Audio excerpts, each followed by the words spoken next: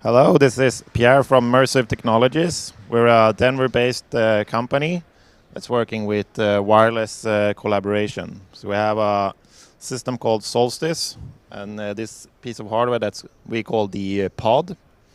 And what it does, it enables any user that walks into a conference room, classroom, to be able to share their content using an iPhone, iPad, Android device, a Linux device, or an Apple user.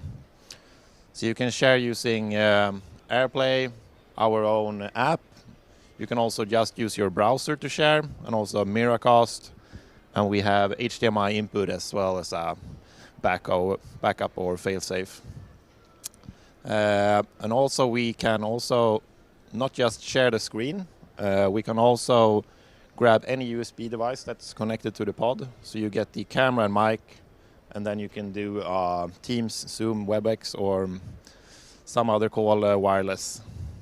So that's the main product. And then over here we have what we call active routing, which means that each of these black boxes can also be an encoder and decoder, which means you can send content from one screen to another, or multiple screens to a big screen as well.